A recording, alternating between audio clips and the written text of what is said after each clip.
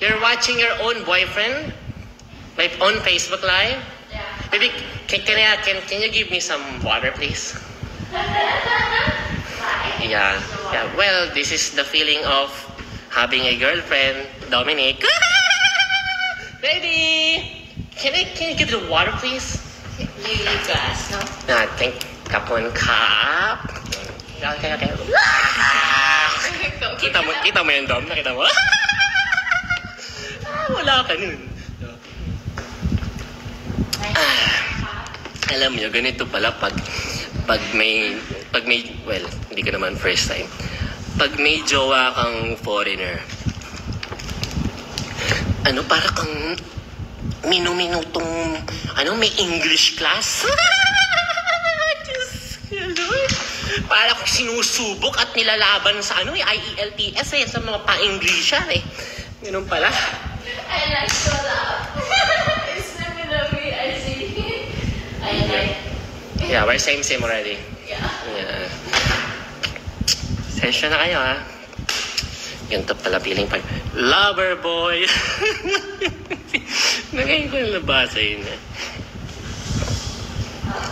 Kwento mo muna ba paano naging kayo bago ang issue? Okay, good point, no? Magandang ad-lib. So, eto na nga. Kasi, scroll. Baby, someone asked, a friend of mine asked from the comment section that how did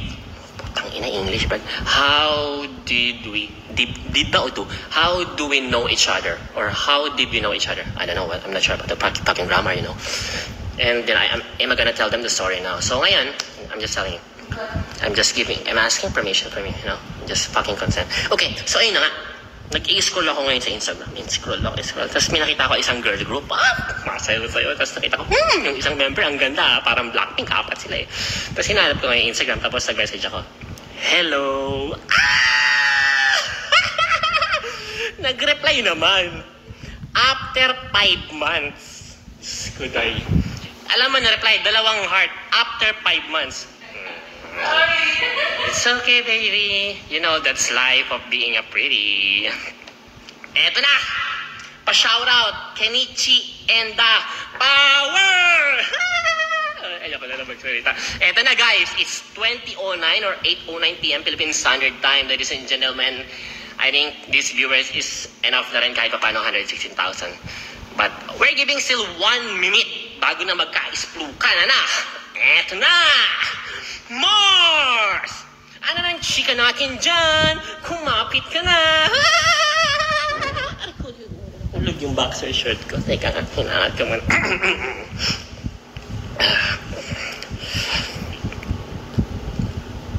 According kay Bea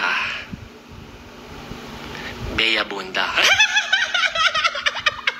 According kay Tito Boy, kay Boy Abunda, ng Panginoon ng show business, ng mga chismisan. Wala na daw yung dalawa.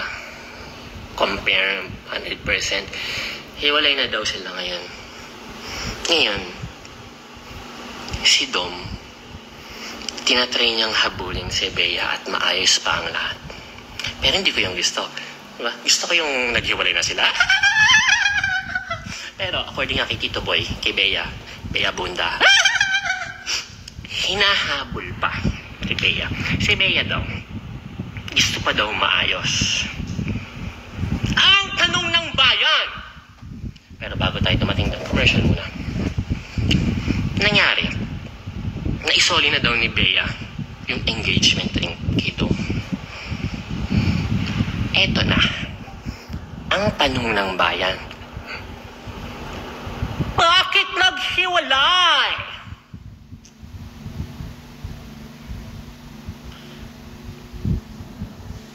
Ang daming sources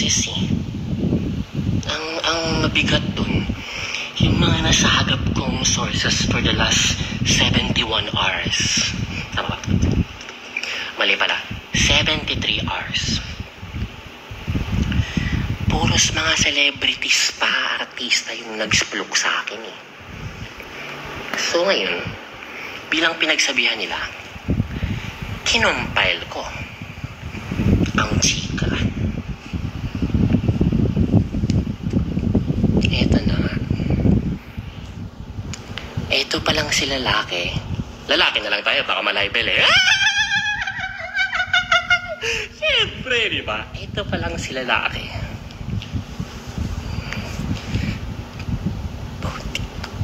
Paano ka ba sasabihin? Baby, are you okay? You okay there? Okay. MKO. Okay, okay. Ito palang si lalaki. According sa ating mga sources ng mga kapwa nila artista and celebrities, ha? Grabe palang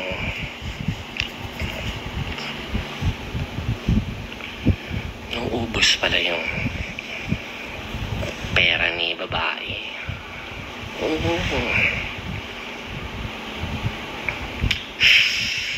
Para bang, well, sabi nila, pag true love, gagastusan mo talaga, no?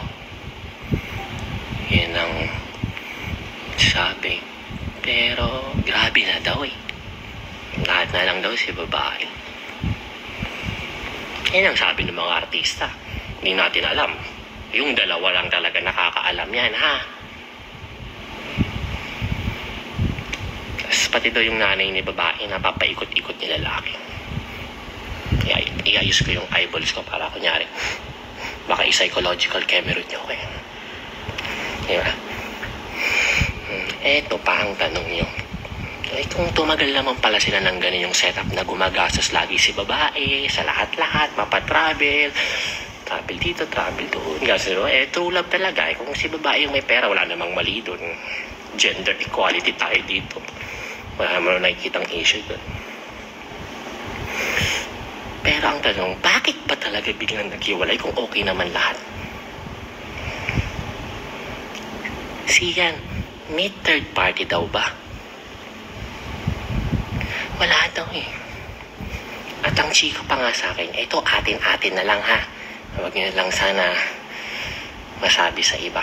Baka kasi makalabas pa. Sana kung itong chismis na sasabihin ko next, i-keep mo na lang sa sarili mo. Baka may makarinig pang iba dyan, ha? Kung magkaroon daw sakali man, no, na magkaroon ng third party ang relasyong to, hindi daw babae yung magiging third party. Daw, ha? Ang magiging third party daw kung sakali ni lalaki ay lalaki din. Chismis lang sa akin, ha? Huwag nyo na lang sana ipakalat sa iba. Lalaki din daw kung sakali man. Ito malupit dyan. Nagpunta na nga sila ng Europe eh. Bakit ka mo? Doon yata nila gusto magpakasal. Supposedly. Well, dami naman pera si babae. Why not? Punta rin Japan, tingin-tingin saan pwede ikasal. Hindi totoo yung ikakasal sa Pilipinas na bigla daw kinancel. Wala pang naayos na kasal. Nag-check pa lang sila ng places. Okay, mga bida-bida.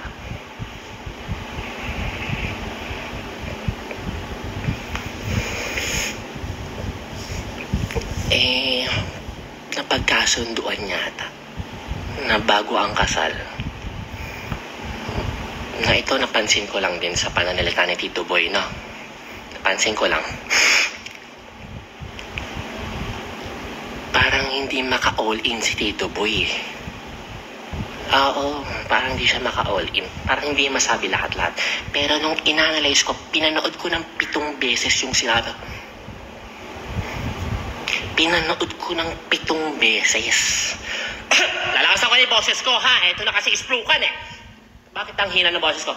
Pinanood ko kasi ng 7 beses yung video ni Tito Boy, and upon analyzing sa 7 times na yon, and upon hearing a lot of intel, chika, and chismis from a lot of actresses, actors, and celebrities in the Philippines,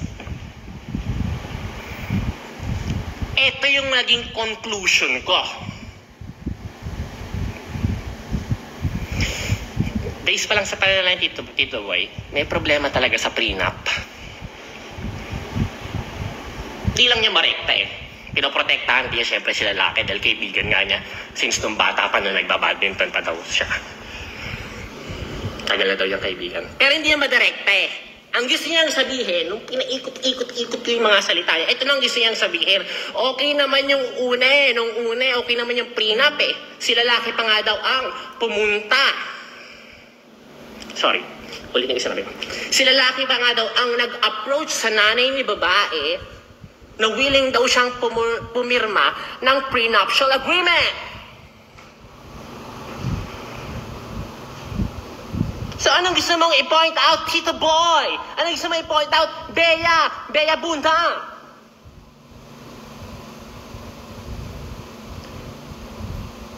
Na biglang nagbago yung ihip ng hangin. Na biglang nung magpipirmahan na ng prenup, ayaw nang pumirma ni lalaki. At bakit? Yan ang hindi ko alam. What if Mars? What if yung pag-approach ni lalaki sa nanay ni babae na willing daw siya noon pa na pumirma ng prenup ay play lang pala? What if bilang isang marites, what if ito pala isang parte ng malaking master plan?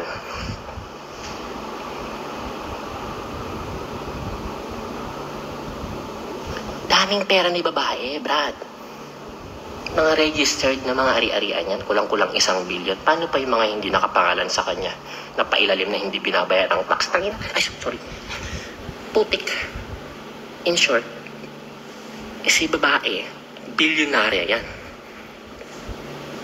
Kung ang declared na ari-arian mo is kulang-kulang 1 billion, ano pa yung mga undeclared na iniiwasan mo ng taxation? So, to summarize ang buong pangyayari,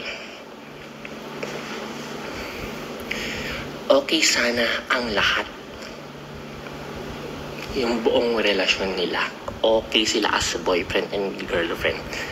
Walang issue, walang third party ang isa't isa. Ang naging problema, yung marriage itself.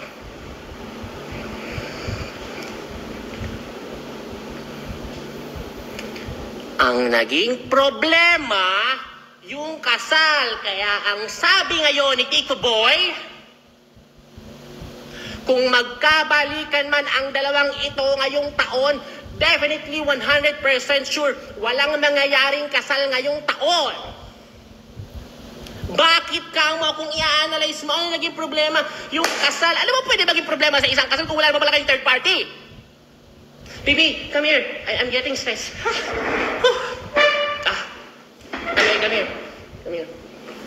I'm stressed. Stress? Yeah, my head got, my God guys, English to. My head got hot. Mainit ulo ko, nag-init ulo ko. I'm hot mess. Yeah. I love you. I love you. Okay. Thank you, commercial. Ito na, ano bang pwede maging problema sa isang kasal? Kung okay naman pala yung relasyon ninyo, ano pa nga ba yung prenup? Alam niyo sino may kasalanan ng lahat ng ito? Ha? Yung number 1 source ng hiwalayan sa buong Pilipinas, ang OG Diaz Showbiz Updates. Uulitin ko yung YouTube channel ni OG Diaz para sa mga machismis at isplukan, ha? Ito ay patron at santo ng mga marites. Tugon, isplukan mo kami. OG Diaz Showbiz Updates. Follow niya, subscribe niya sa YouTube, ha? So, to go back sa summary natin. Kung walang proposal na nangyari, walang pag-uusapang kasal at wala sanang hiwalayan. Pero what if yung engagement, yung pagluhod, nilalaki? Baby, I'm just reenactment, okay? Yeah, this is just part of the reenactment. I'm still on the right mind. Okay, I don't have mental disorder so far. Okay!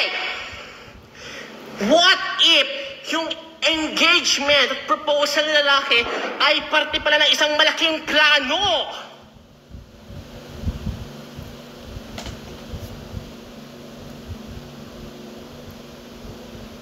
Para kunin ang kalahati ng yaman ni babae. Ayan ang hindi natin sure. At silang dalawa lang makakasagot niya na tayo mga marites ay puro espekulasyon lamang. Sa ulo ng mga nagbabagang chismis, ito po ang inyong lingkod, si Sian Gaso. Baby. Come here. Say goodbye. Goodbye. Come here. No. One sit. Oh? Say bye-bye. Thank you for watching.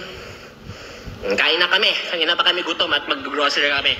Bye-bye, guys! Ito pong yung lingkod, Sian Gasa, ang inyong pambansang marites sa Pilipinas. Love you. Kailangan ko extra say, right? What? I'll finish this.